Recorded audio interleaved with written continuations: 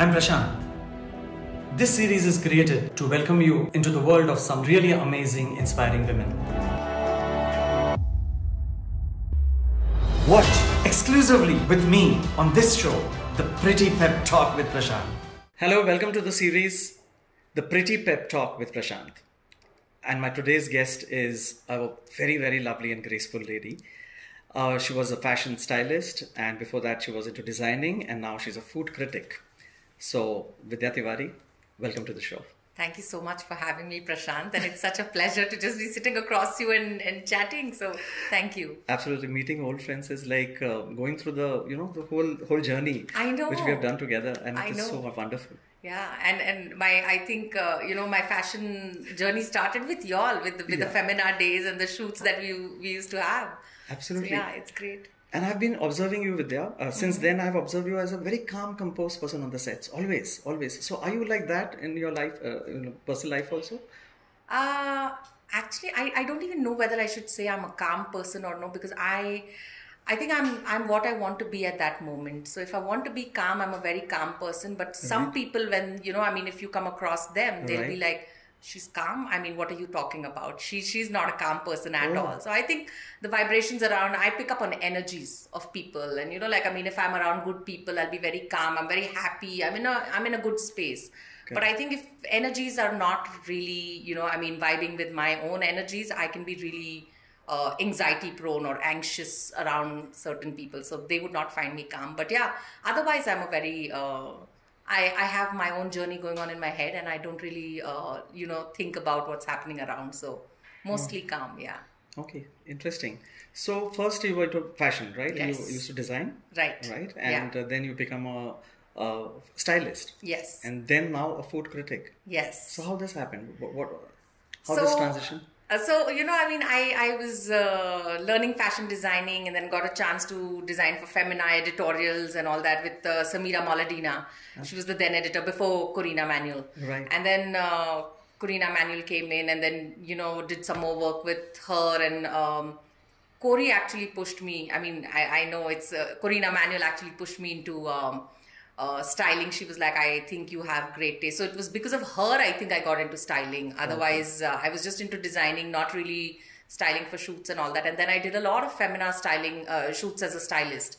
So that's how I got into styling. And then, I used to work with Femina. I used to work with Citadel, both of these magazines. They were the magazines that were ruling Pune at that point of time. So I was working with both of them. And one fine day, I got a call from Mr. Hira, Nari Hira, and he said that, why I'm calling? And I was like, no. And he's like, he appointed me as the editor of Citadel. So I was like, wow, this is like, my predecessor, Neeta Deshmukh, had, of course, suggested my name. And she thought I'd be great for the position because I used to write. I used to work with the magazine on and off. Right. And that's how I got into, writing a lot. And then while there, I was writing for food also, because we had a column for food reviews in Citadel. And then it just didn't stop ever since. And then today I'm working with Pune Mirror as their food critic. So yeah, that's what's been my food journey. So very interesting. It's a very interesting transition from fashion to food. Yeah. Correct. So are you a foodie person? I am. Yeah. I love food. Okay. And I think, you name it, and the kind of, I would try everything but vegetarian. Oh. I'm not a non-vegetarian, and I'm not even an alcoholic. I'm a teetotaler, so no alcohol, no cigarettes, nothing. Yeah. So any specific reason for this? Because I just never was inclined towards these things. I think I got into spirituality, or I don't know what to say, but I got stable very soon in life. I didn't have ever the inclination to depend on drugs or alcohol or anything outside to give me a high on life. I think and most people who've known me, they'll tell you, she's always high on life. So correct. Thank God, touch wood, somehow it's been true that I've always been very high on life. So never needed any external, thing to pump me up or anything like that. So that's really wonderful. So have you experienced this being a spiritual, you said, and do you feel you are a spiritual person? What do you feel? I do feel that I'm a spiritual person. Yes. Yeah. So yes. What is that? What is that which makes you spiritual? What do you feel? Like how different are you from the other people you mingle around maybe? I think, each person has their own journey in terms of spirituality, and a lot of people confuse religion or religious acts to be spiritual, which is not the truth. I think spirituality is a relationship with God. It is not a religion. It has nothing to do with, I'm saying these prayers 40 times a day, or I'm, 10 nariyal chada diye bhagwan ko, or, like whatever, these kind of things, or, I have to offer these offerings. No, it's, I think it's each person's relationship with God, with the supreme power, with energy or whatever, as they take it. We can't deny the existence of something supreme. No one can. I agree that there are atheists and there are, people like that. Yes. But there has to be something that everyone, faith in themselves. Right. So that kind of faith that comes in, some people find that faith in themselves. Some people find faith in a higher being or a supreme being, in energy, anything like that, So I think that connection when you form is that relationship when you form is what is spirituality, that I'm calm. I know that this is going to pass. This too shall pass. Anything. You're not wavering. You're not scared. You're not uncertain about your future, because you know that everything that is happening around is happening for the greater good. So I think that is what spirituality for me means. Just knowing your true worth and knowing what your relationship with the universe, with energy, with the supreme being is, in whatever form you want to call it as. Right. So what I understand from this is being stable in all the situations, being stable and being there, and still finding out the right thing from that situation. Yes. Even if it is a bad situation. Even if it is a bad situation. Yeah. From the people's point of view, it might be very bad. Yeah. But for you, it is like a realization point. Yes. Right. That's what. Because, I'll ask you this question, in fact, Prashant. Have you not seen this in your own life where you've gone through something so bad, or, there have been times in people's life where there's been drastic, changes happening, or there have been something that they've gone through trauma and everything, every person goes through that. We're in this journey together, all of us. Right. But when in hindsight, we look at it after, say, maybe 5 years, 10 years, and we're like, oh my God, that thing changed me. That thing made me a better person. That thing brought me to this state. You become more compassionate. You become more humble. The more you go through, the more you face, I think, you start realizing, what your life is all about. And you start, I think, connecting with people on a very humane level. And I think that's what we all are here for, connecting, understanding, being compassionate to people. So, yeah, I think... we all, go through that and understand somewhere. So even if it's a bad thing that has happened to you, I think in hindsight, you'll realize that it was for the greater good.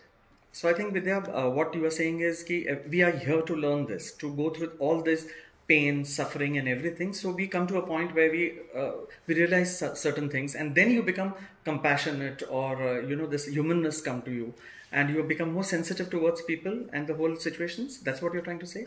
Prashant, I'm not trying to say that everyone has to suffer to get compassionate and to get kind. I think it's, I believe maybe this is the Hinduism talk that is happening, that, the reincarnation, multiple births and all that and all. Right. Or I don't know what, like we are just souls, because end of the day we are energy. Even if you take it scientifically, we are just the same form of energy, and we're all connected somewhere, So then that same energy keeps coming back and learning and unlearning and learning and unlearning. And I think that's how somewhere, people who are not compassionate need to learn how to be compassionate. But कुछ लोग आप देखोगे कि वो पहले से ही बहुत compassionate होते हैं. मतलब उनका nature ही ऐसे होता है. Like आप कभी उनके बारे में कोई गलत चीज नहीं सुनोगे, या कभी वो किसी को कुछ गलत बात बोलते नहीं है. तो maybe I feel कि these are people who've already learned in their previous births, or in previous lifetimes or whatever, because it's the same energy that we are all connected with. Right. तो हो सकता है कि ऐसा हो, but जिनको सीखना है उनको सीखना चाहिए, और नहीं सीखते हैं, अपनी हर एक की जर्नी है. That's what I believe. Yeah. True. So do you believe in reincarnation then? Yes, I do believe in reincarnation. Yeah, okay. I do. Yeah. Because I think that's what we've been taught with. And not just that. Even if you look scientifically, like they say, we are the same energy. We might not come in the same form, not the same spirit, not the same soul or whatever. There's a form of energy, right? Scientifically. Matter is the same. It cannot expand, it cannot subtract, right? It's going to remain the same. Right. So where is that energy going? Correct. somewhere it's coming back. That is also a form of reincarnation, right? I mean, Right. it's just, you can't say it's a new energy that has come from somewhere. No, it's the same. It's the same. So how can you deny, reincarnation or So do you believe like the person we meet in this life, we had already met in some other lifetime, and then other timeline, and then in different forms maybe, and then we meet them again to settle accounts? That's what I have read somewhere. I have also read these things, and if you read, we read so much So on much, yes, spirituality, and you're googling stuff and Yeah. all that, and all. Though I have also read this, and somewhere I read this, that there's a set of this 200 souls that come in together and they birth together, and they're the same people who you've been around, and you've had something to settle, some score to settle or something, and that's how they all birth together. Or in this lifetime, you'll share some part of your journey with them, like you've shared in a previous lifetime. So I think, could be, that they could score settle karna hai, so that's why you're dealing with. Otherwise, sometimes you'll see that, something has happened with a person you had no idea even existed. Right. And then, you can be great friends with them. They become, like a part of your family and stuff like that. And sometimes even families just, itna manmutav ho jata hai that you can't even realize over small things what the issues are and why people are, almost at their throats for killing each other. So these are just, I think, maybe certain memories, certain issues that have to be cleared from the past lifetimes. Could be. I mean, I'm no authority on these things, but that's, I believe that it could be. Why not? Like, never stop believing. So, and anything is possible in this world. Yeah, you don't know. But do you believe in this? Like, there was little goodness before, and then there is not so much goodness now. People have become more self-centered, or little money-minded, or little they just think about themselves, and they are not so compassionate nowadays. And people said, don't bother about things. So do you believe in that? We are degrading ourselves like as human beings? I don't think we are degrading as human beings, no. Because if you see, again, like, I believe that because we are a part of a journey, we started as what, like hunters and cavemen, and were they compassionate? No. They were killing each other. Absolutely. If you look at the Bible, Cain and Abel, they were brothers.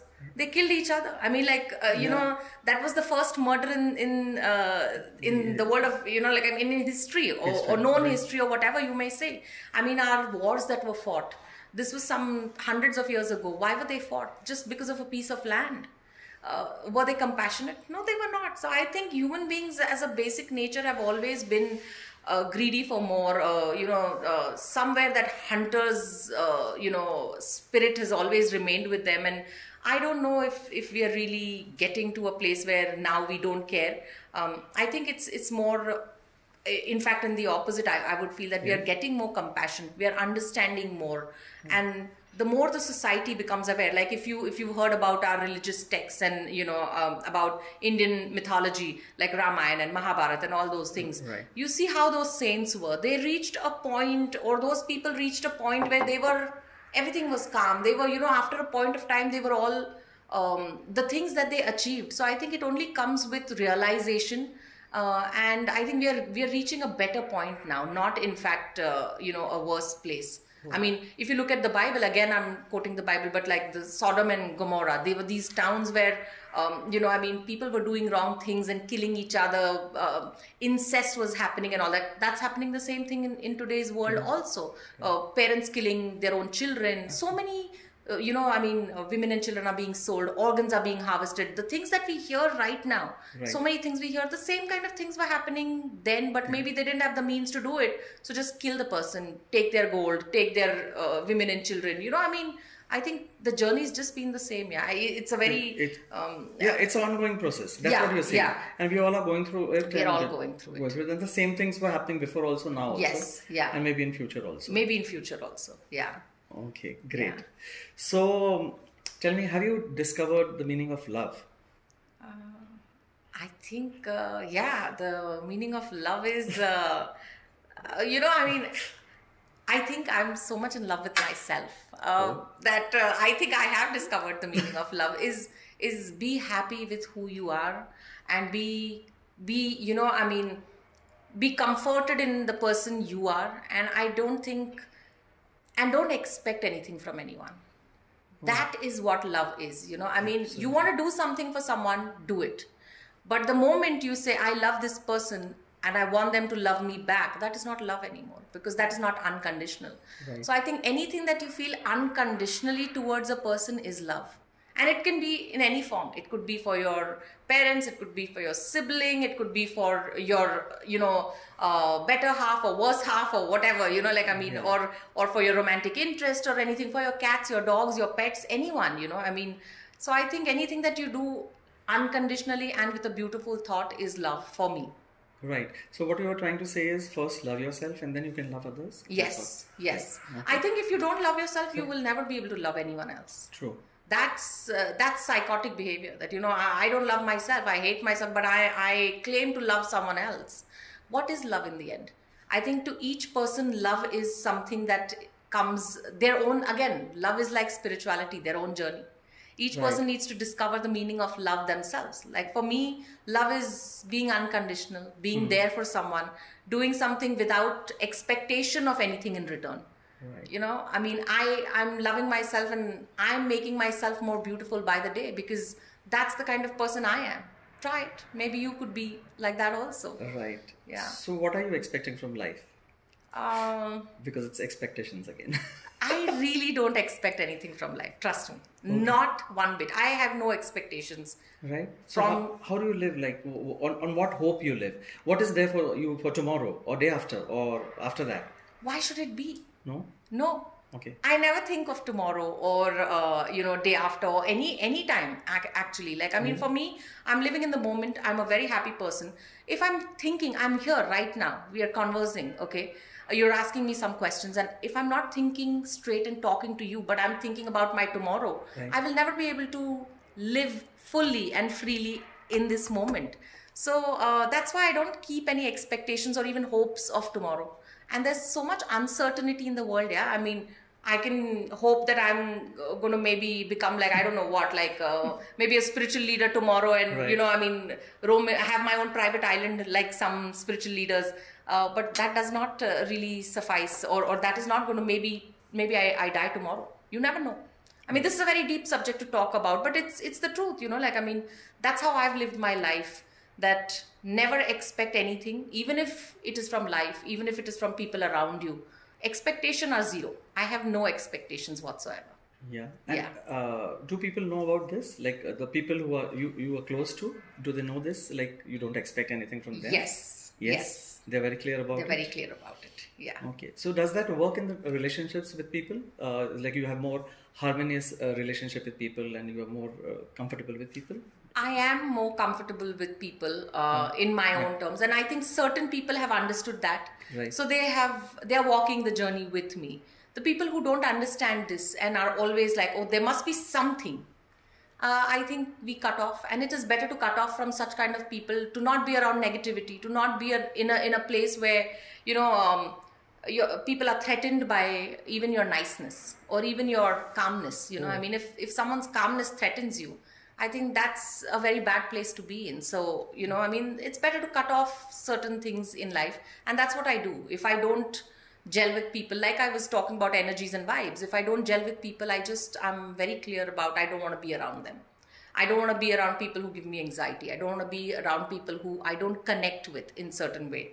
And I cannot try to please people, because I don't. I'm not a people's pleaser. I will never please people. Okay. So this is the kind of person I am. You be yourself, I be me. Let's be the most honest version of each other as we can be. And then let's walk on this journey together, That's what I believe in. Okay, so Vidya, tell me, you have been a career-oriented woman, if I'm not wrong, right? So अभी career में आप food critic हो, right? तो कितना जरूरी है success आपके लिए? आप सक्सेस किस पैरामीटर पे देखती हो? What is success to you? I think it'll sound very weird and it'll sound very different, but for me, success is, am I happy doing what I'm doing? Oh, it does not matter the returns in terms correct, of money. Thankfully, to say it, I've been blessed with with money in my life because my father and brother, I come from a decent family where, I don't have to worry about my bread and butter. I don't have to worry about earning money and bringing food and, putting food on the table. I don't have to worry about that. Thank God for that, and thank, the Supreme Being. Thank my father and brother also that they've always been providers for me forever. So I have never worried about that thing. I was never a career-oriented woman, but I was always, things came in and I was like, I like doing this, let me try it. So I've never been someone, I'll be most happy in my house, doing nothing. Chilling, reading a book, maybe just, surfing something again, reading about something, meditating or doing anything, just maybe chatting up with friends, having my cup of chai, enjoying a view. I can stare into, blank space and just be happy about that also. So career has never been my goal or, focus as such. But yes, I've done a lot of things. And like you say, what does success mean to me? It is, am I happy doing what I'm doing? Like I used to have this store, Oro Blanco, and a lot of people, I had to shut it. I shut it down during the pandemic, when the last year when the pandemic hit, and a lot of people were like, but you can afford it and why are you shutting it? And it's your name associated. And what will people say that, oh, she couldn't run it, and it'll be like, you'll be like a laughing stock and things like that. And I was like, but how does it matter? For me, it didn't matter because end of the day, that was a luxury store. I was selling luxurious stuff. And here there are people dying of hunger. People are dying of this disease. People don't know. We don't know. There's so much uncertainty. We don't know what tomorrow holds. And I shut it. I didn't care about what people would say or my benchmark of success is about how people are going to rate me or people are going to talk about me. Never has been, never will be. So for me, success is, was I happy doing that? Would I have been happy if I continued the store because money was not an issue? Would I have been happy? No, I would not have been happy. And hence I took the decision of shutting it down, and I'm great. I've been happy ever since. So I don't think I associate return of interest has to be the happy quotient. Right. Yeah. Very well said. Very beautiful. So how important is money? Money is very important. Trust me, money is very important, extremely important, especially in this material world for everyone. Right. But because we live in a materialistic world and we've lived in that kind of comfort for each person. Today, we are in a certain strata of society, Prashant. So for us, if we try to say that money is not important, we are fooling ourselves. We are not fooling anyone else. But if you look at someone who's like the other day, I had gone out for dinner with my friends and we were coming back, and at the signal of Phoenix Market City, I saw these beggars sleeping on the road. Right. Okay, it was cold and वो blanket वगैरह लेके वो सोए हुए थे. And for me, it suddenly struck that look at the disparity in this country. Okay, they're sleeping on the road. But next day when he's begging or, looking for alms or whatever, there will be a smile on his face sometime. Yes. That beggar also is smiling. Yes, I've seen this, of course. So is money important to him? No, I've seen happy smiling beggars. And they're so happy. Exactly. It was raining and they were dancing in the rain and they were so happy and, they were just joyful. Yeah, so I don't think, so, for us, for a certain strata of society, if we are without money now, we'll be miserable. But for those people who've never had that kind of money in life, just 2 square meals a day or even 1 meal a day, that would make them happy. Even, maybe just a blanket to cover themselves and 2 days without food would make them happy.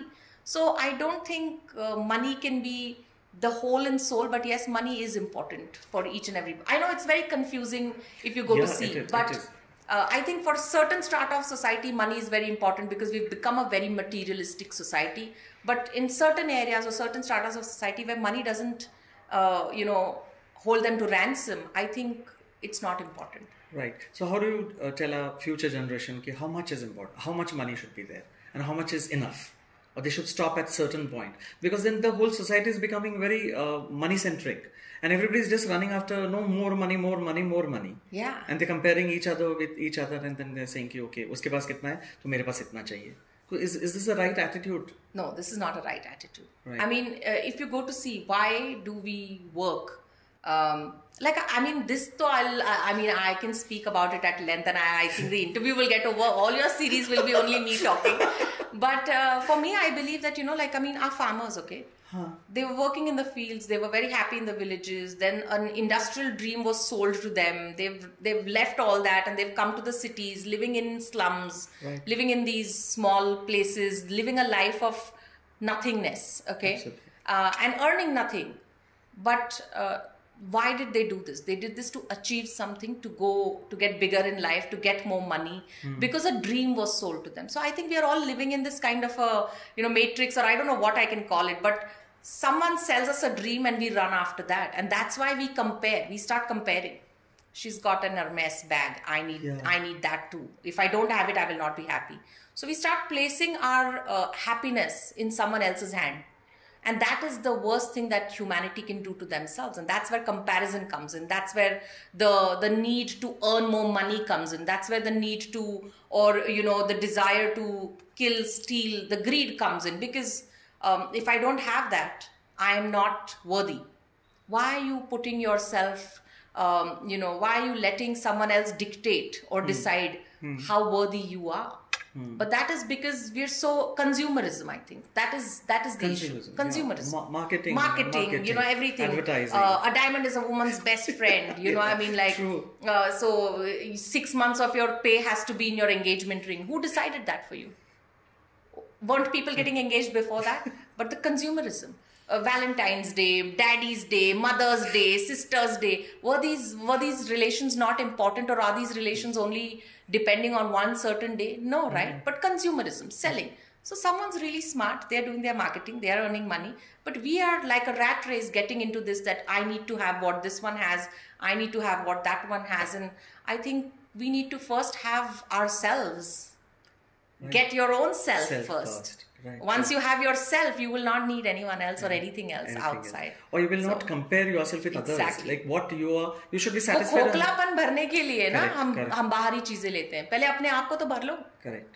तो अपने आप को अपने आप से भर लो. True. But do you think people have become judgmental because of this also? Because people do judge you because of this, and then the whole marketing thing has gone so much in our heads. क्योंकि ये इस तरह के कपड़े पहनने चाहिए, इस तरह का स्टाइलिंग होना चाहिए, इस तरह के ज्वेलरी पहननी चाहिए, ताकि लोग मुझे देखे तो रिस्पेक्ट करे या जज करे, या इसके पास फला गाड़ी है. So we are in a vicious cycle like this. Yeah. Because अभी अगर आप कोई एक the richest people sometimes, like Mark Zuckerberg, okay? Correct. आप उनको देखो क्या पहनते हैं. Correct. कौन सा brand endorse कर रहे हैं? He's a like billionaire भी नहीं है, मतलब उससे भी multi billionaire. What is he doing? He's wearing that normal t-shirt, that one jeans, or one that pant that he keeps wearing, and he's going around every day with Steve Jobs, for that matter. Right. Warren Buffett. I mean, he lives in the same house that he bought some 30 years back. Absolutely. He's not changed his house. He's one of the richest people on earth. What are these people doing? They're not sold into consumerism. Absolutely right.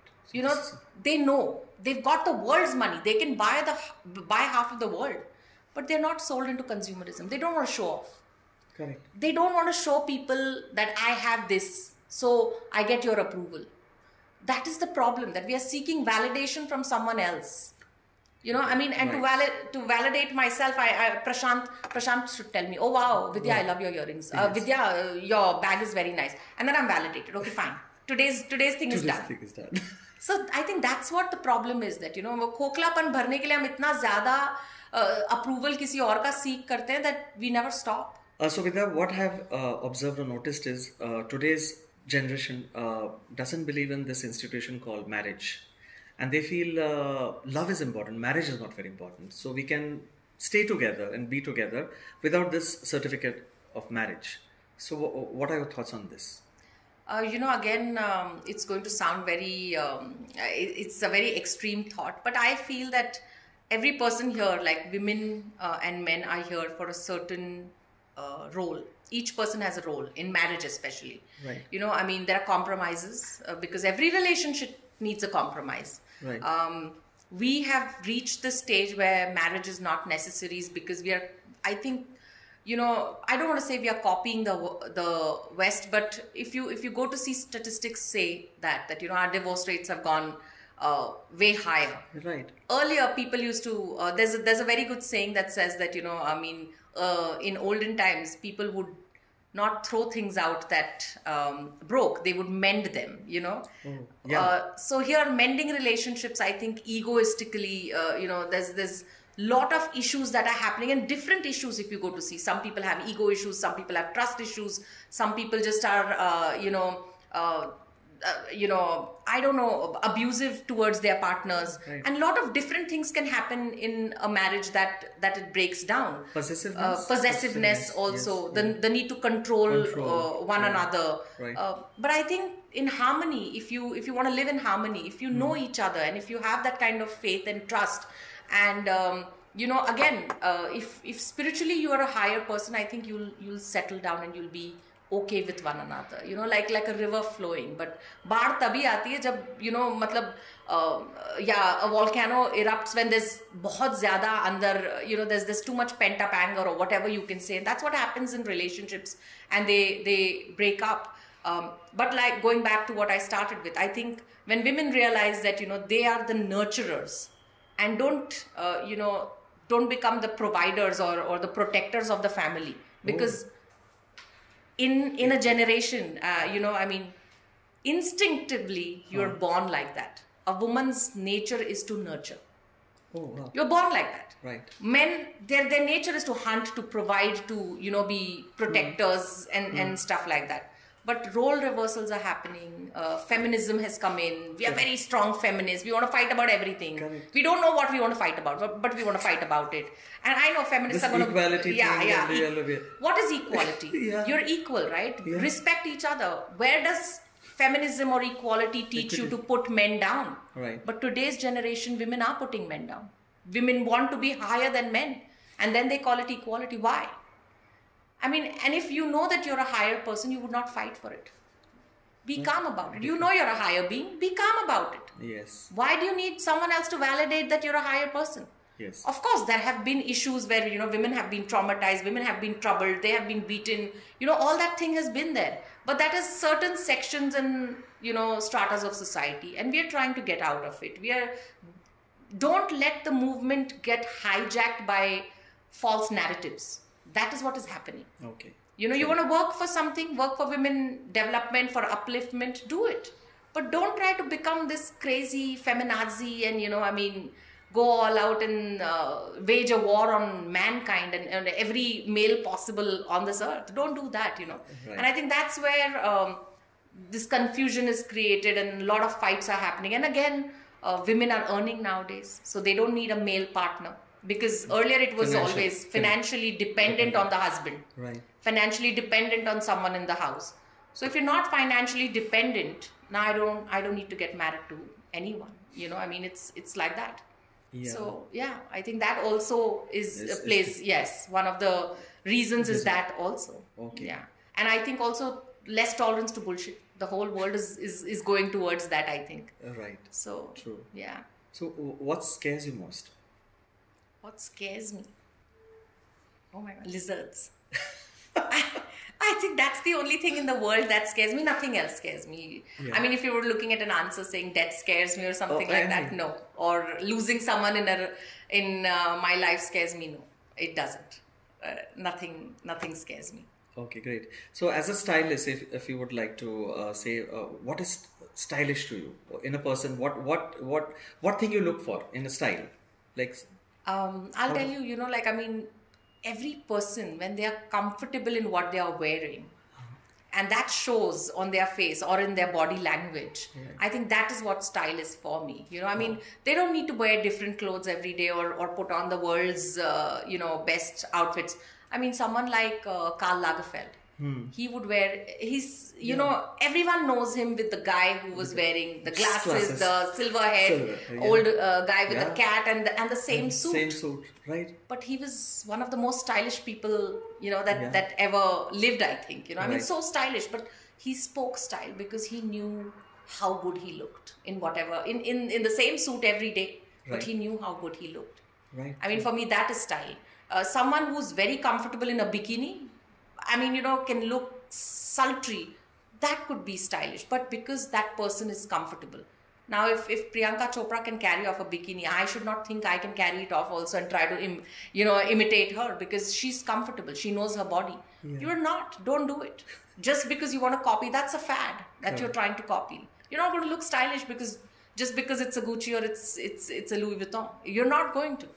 Right. So who, according to you, is the stylish person today? Like a celebrity, maybe. Okay, it's very difficult. There are so many people, I think, that are really stylish and that have their clothes on point. Everyone would talk about Sonam Kapoor. Okay. Of course, she's one of the most stylish people, and that goes without saying. But I think even Deepika, she's doing great nowadays. Okay. But I don't really look at them as being my... someone like a Benazir Bhutto would have been very stylish to me. And she was only wearing salwar kurtas and having dupatta on. I remember with a burqa. The dupatta on her. Head, like, but I think I loved her style. I mean, for me, she was one of the most stylish women ever.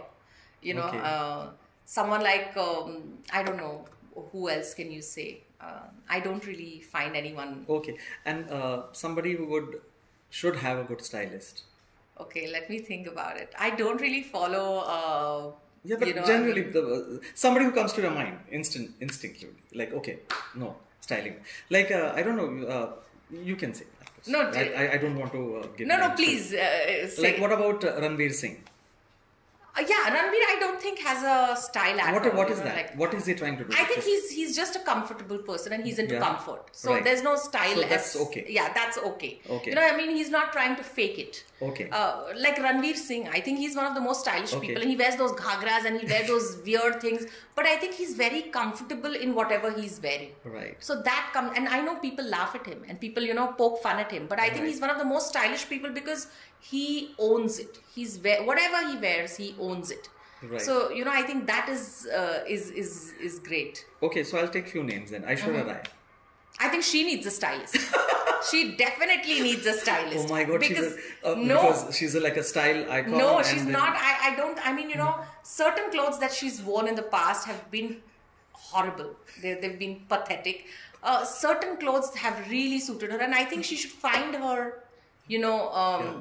She should find her own style and she should stick to that, and she should not trust her stylists, because I think sometimes her stylists are really making sure that she looks bad. Oh. Which I really feel. I feel bad for her. I mean, but her beauty she's so beautiful that even if she's wearing something very horrendous, people overlook it. I mean, that's a great thing also. Okay. But yeah, she definitely needs a good stylist. Okay, so what's your style question to talk about you? What? Comfortable clothes. Clothes, that's all. Yeah. I mean, I've been through the journey of, like being really skinny, where I would wear anything and it would never look good because I was so skinny that it was just like, you're on a hanger and that's fine. And then I put on some weight, and now I think I'm in a comfortable place where I love how I look. I'm very comfortable with my body. So I wear clothes that make me feel, that give me the comfort and make me feel happy. So I think that's my style quotient. That's something I'm happy wearing. I don't have to be uncomfortable in that. Just because someone else is wearing it, or it's very popular, or it's one of the most, it's in fashion right now. I don't go in for it's in fashion. For me, it's a classic, something that I can wear anytime that I feel like wearing it. Even maybe 30 years from now, and it'll still look the same. Okay, great. So, yeah. And as a food critic, which food or which outlet you would recommend in Pune right now?